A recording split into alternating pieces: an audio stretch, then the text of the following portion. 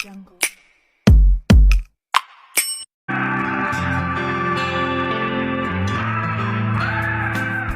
Assalamualaikum warahmatullahi wabarakatuh.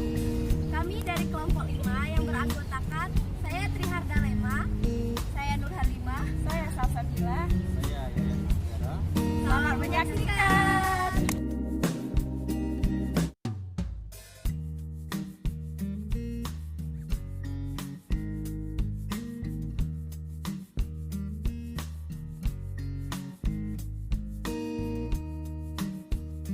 Kedatuan Sriwijaya adalah salah satu sumber awal yang menguak tabir keberadaan Sriwijaya.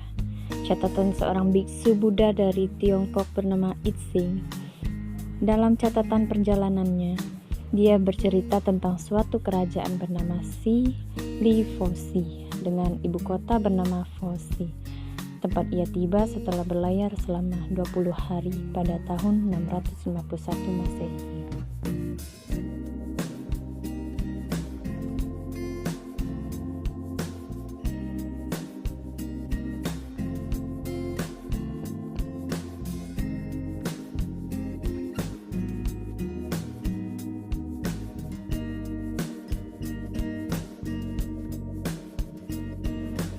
Peta ini merupakan peta jalur perdagangan kerajaan Sriwijaya pada abad sekitar ke-10 sampai abad ke-11.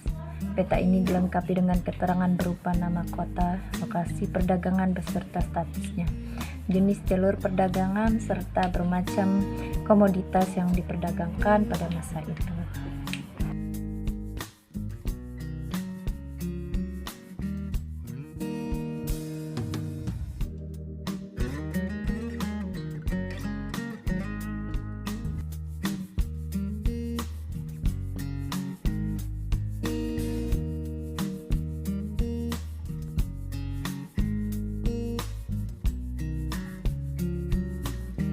Arca Avalokiteswara adalah bodhisatwa yang merupakan perwujudan sifat welasi dari semua Buddha.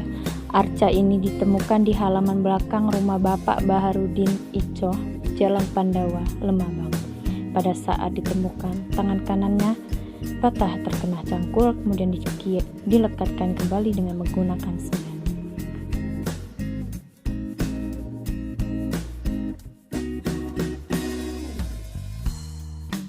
Berikut ini yaitu diorama kapal perang. Diorama ini merupakan ilustrasi yang menggambarkan suasana peperangan antara pasukan Kesultanan Palembang dengan VOC. Melalui diorama 3 dimensi tersebut, dapat kita ketahui bahwa VOC berhasil menegakkan pertempuran dan menghanguskan keraton Kota Bawang. Nah, salah satu diorama kapal perang itu yaitu batu bertulis. Berikut ini sejarah kerajaan Palembang Islam. Pasca kemunduran kedaulatan Sriwijaya, Palembang berada di dalam situasi yang tidak menentu, berada di bawah kekuasaan Majapahit.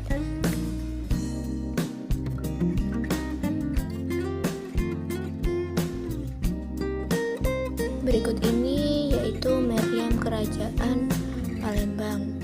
Nah, salah satu senjata yang digunakan oleh pasukan kerajaan Palembang untuk melawan VOC. Nah, di sini sudah terdapat pengertiannya ya, bisa dibaca sendiri.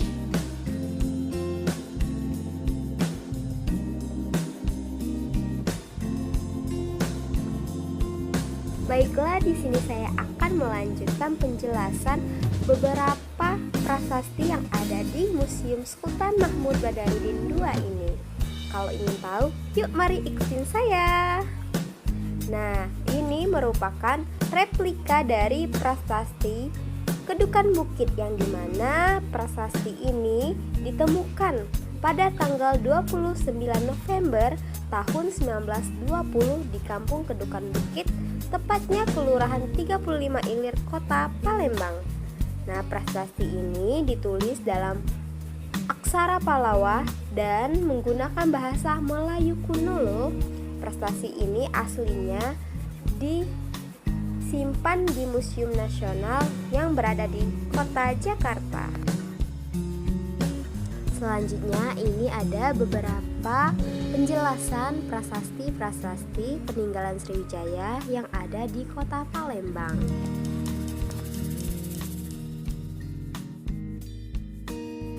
Selanjutnya ini merupakan replika dari prasasti Talangtuo. Prasasti ini ditemukan di daerah kaki Bukit Siguntang loh pada tanggal 17 November tahun 1920. Dan prasasti ini juga ditulis menggunakan aksara Palawa dalam bahasa Melayu kuno. Nah, prasasti ini bercerita tentang pembangunan Taman Sri Kshetra oleh Daputra Hayang Sri Jayanasa serta membangun vira yang menunjukkan sifat keagamaan Buddha. Tepat di sebelah replika prasasti Talangtuo ini ada namanya replika prasasti Bombaru yang ditemukan di Pelabuhan Bombaru, tepatnya di Kelurahan Dua Ilir. Nah, prasasti ini ditemukan pada tahun 1989, yang dimana prasasti ini berisi tentang kutukan bagi orang yang berniat jahat atau mengkhianati kedatuan Sriwijaya. Nah, kalau kalian masih penasaran tentang prasasti Bombaru, kalian bisa melihat yang prasasti yang aslinya itu disimpan di Museum Balaputra Dewa. Jadi kalau kalian masih penasaran, langsung saja ke Museum Balaputra Dewa.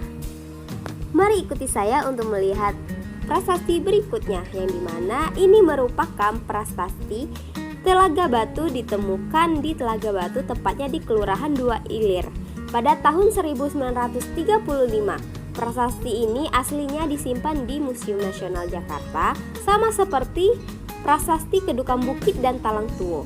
Nah, isi dari prasasti ini ialah berisi tentang kutukan terhadap apa saja yang tidak setia kepada raja.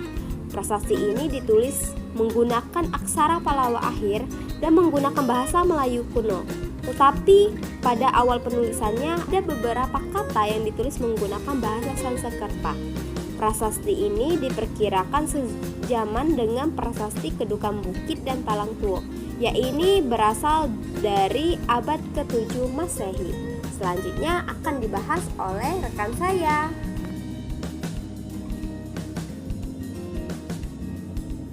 Oke, selanjutnya saya akan menjelaskan penjelasan dari rekan saya. Ini ada salah satu peninggalan dari Museum Sultan Mahmud Badarudin II, yaitu kitab tulisan yang berbahasa Arab Gundul. Ini ada lukisan Keraton Kuto Gawang. Lukisan Keraton Kuto Gawang ini dilukis berdasarkan arsip foto Belanda, menggambarkan posisi Keraton Kuto Gawang yang menghadap ke arah Sungai Musi dan dikelilingi anak-anaknya. Nah, bisa kita lihat ini adalah lukisannya. Begitu indah sekali dari lukisan tersebut. Oke, peninggalan selanjutnya ini adalah di museum ini ada silsilah Raja Palembang. Raja Palembang tidak memiliki keturunan. Ki Gideon Suro ini mengangkat keponakan sebagai putra mahkota yang memerintah Palembang dengan gelar Ki Gideon Suro Muda. Oke, selanjutnya ini yaitu lukisan Ratu Sihunun. Bisa kita lihat sama-sama, ini adalah di lukisan ini ada lukisan Ratu Sihunun. Nah, lukisan Ratu Sihunun ini adalah penulis kitab Simbur Cahaya yang merupakan undang-undang tertulis perpaduan antara hukum dan adat dengan Islam.